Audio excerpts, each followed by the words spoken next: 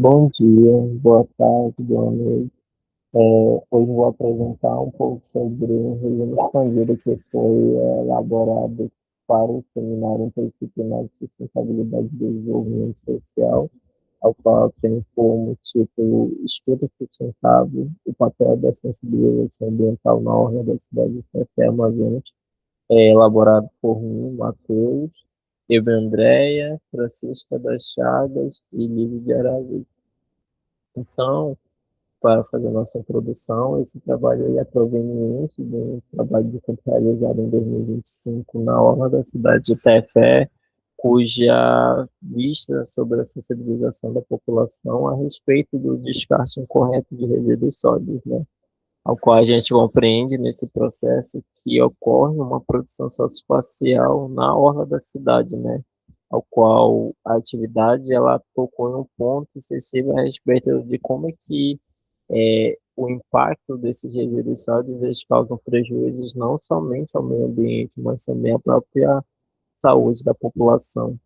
Então, em virtude disso, a gente suscitou uma atividade coletiva com a Secretaria Municipal de Meio Ambiente, a CEMAL, e também os acadêmicos do curso de licenciatura em Geografia da Universidade do Estado do Amazonas, UEA. Então, nossos objetivos partiram a respeito dessas ações com o comprometimento e interesse de levar essas informações a respeito dessa problemática socioambiental que ela é pertinente ao nosso cotidiano, ao qual vai muito de encontro com o que a gente estuda na geografia, né? Entender esse papel social dentro da análise do discurso geográfico, né? Então, partindo disso, nessas atividades, ela tiver esse intuito ao qual a gente traz aqui na nossa discussão teórica, da nossa fundamentação, da comunicação à globalização, a desinformação como ferramenta do capitalismo globalizado, de que o ato de comunicação, ele perpassa pelo desenvolvimento do homem, né? Então, ou seja, o ato de comunicar-se, ele não é recente, ele é um processo que se manifesta não somente no que a gente vive, no contemporâneo, mas também desde a origem do homem, né, lá o homem primitivo, né, ao qual a gente observa por esse ponto de vista, a comunicação ela é imprescindível, ao ponto de que isso suscitou o seu papel de sobrevivência, né, então, comunicar-se estava à altura da produção de comida e também da aprendizagem, né? Então, a partir disso, o ato de comunicar-se, como a gente pode colocar em The Flow e Bo Fouquet, 1993, que foi no sentido da criação de símbolos, né? O homem ele conseguiu se desenvolver, aumentar a sua capacidade intelectual mediante ao avanço desse tipo de criatividade, podemos colocar assim, né? O acúmulo cultural. Então, a partir disso, a gente viu que no processo que a gente conhece, a gente observa como que o homem, através do tempo, ele veio acumulando conhecimento, ele veio acumulando técnica. Então, a partir disso, de certo modo, isso suscitou para a nossa análise da comunicação, né? Que a gente trazendo para a perspectiva contemporânea, Milton Santos fala da leitura da globalização, né?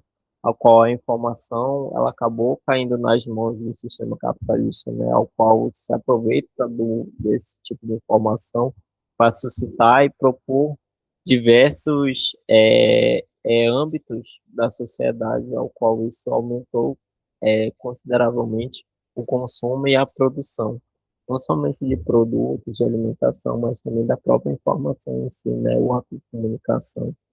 Então, partindo dessa análise, Baudrillard, em 1995, ele vai falar do Fate Givers, que são as notícias, né? A sociedade do consumo, diante dessa universalidade, da globalização que a gente suscita hoje em dia, foi mediante ao papel dessa comunicação em massa, né, o qual a informação ela é atribuída um novo sentido, né, seja ele político, histórico, cultural. Isso tem impulsionado o modo como é que a gente analisa o papel da globalização, né, diante do desenvolvimento do meio técnico científico informacional como eu pensando ele trabalha. Então, a partir disso, a gente consegue suscitar uma questão, né? Como a natureza ela está diante do papel da globalização, diante da análise, né, da comunicação, né? Então, a gente começou a ver que a relação entre o homem e a natureza impõe questões acerca dessa análise do capitalismo, da globalização, né? Ao qual Betts e Belletti ele fala que mesmo o capitalismo enfrentando crises que têm se recorrido muitas das vezes nas diversas escalas possíveis, isso tem aumentado também o consumo de bens pela humanidade, né? Ou seja, o ato do homem botar o preço, botar, mercantilizar, explorar ela, foi uma questão a qual a gente precisa sucintamente observar. Será que a natureza ela não tem um prazo de validade se o homem ele continuar explorando a natureza da forma como ela está sendo explorada hoje em dia, diante dessa combustão pela mercantilização da natureza? Então, partindo desse âmbito político e social, a gente analisa como as políticas públicas, diante desse desenvolvimento que a gente vem observando, ela tem suscitado diante do meio técnico, científico, informacional, como aplicar novas práticas, novas tecnologias, sobretudo sustentáveis, uma vez que o papel da divulgação também científica e também se manifesta de uma forma diferente hoje em dia, né? O caso das redes sociais, o caso dos canais de comunicação, e suscitaram uma nova forma do homem se comunicar com a tecnologia. E a natureza, diante disso, a gente consegue suscitar como é que a educação ambiental ela pode ser utilizada em prol dessas tecnologias, em prol desse novo tipo de comunicação, né? Então, a partir disso, a nossa metodologia ela é baseada em dois principais eixos: a exploração bibliográfica, através da sensibilização ambiental e também da divulgação sustentável, o papel da comunicação, globalização e capitalismo, sociedade de consumo e meio ambiente.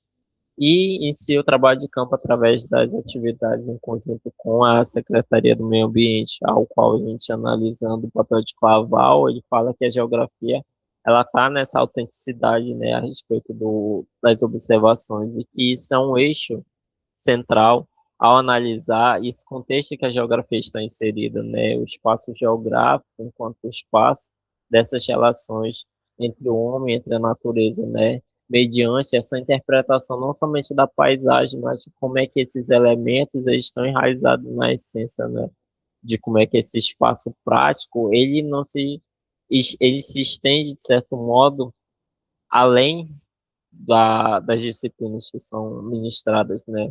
Uma educação geográfica, como é proposta, né, para além dos espaços formais, institucionais, mas de ensino cotidiano. Então, a partir disso, as atividades se propuseram com panfletos de diálogo entre comerciantes, entre as pessoas que estavam lá na orla da cidade, onde a gente traçou um roteiro ali desde a Praça Manso do Boto até o Mirante das Mangueiras, o porto da cidade e a feira municipal, ao qual na figura 1 mostra a atuação da Secretaria de Educação Ambiental pela coordenação da educação ambiental, ao qual ali foi distribuído panfletos e conversa com os catraeiros e com as pessoas que estavam ali naquele momento. E aqui a gente conversando com os donos das embarcações, né, a respeito sobre a poluição fluvial, que também é uma problemática para a cidade, já que a cidade ela tem esse contato direto, né, com a cidade e os rios, né, os recursos hídricos. Então isso é a respeito da problemática dos resíduos sólidos diante da questão da água, né, do fluxo da embarcação. Isso gera um problema que está além somente da questão urbana em si, mas também há os espaços que permeiam esse espaço urbano. E aqui a gente indo atrás das embarcações, né, com os donos também que fazem canais com outras cidades, né, e comunidades, suscitando esse papel do diálogo, da ecocomunicação com essas pessoas, fazendo o papel da sensibilização, ao qual leva também até outros espaços, como a própria feira, né, onde ela é ocupada, sobretudo pelos feirantes que são de regiões vizinhas, né, de comunidades que permeiam a cidade de Tefé, né, ao qual o lixo também orgânico, ele é uma preocupação também, né, então, de certo modo, a gente se preocupa diante do lixo orgânico, do lixo não orgânico, né? Então isso gera uma questão a ser debatida.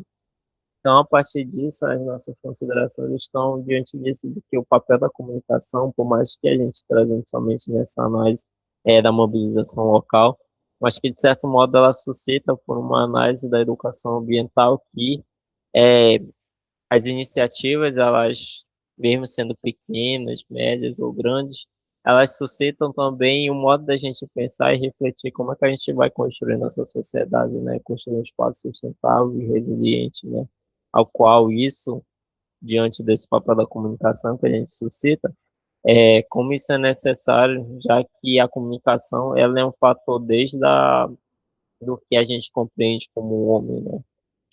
Essas aqui são as referências do trabalho. Eu faço meus agradecimentos ao EA, ao Laboratório Lajetan e às comentadoras. Muito obrigado.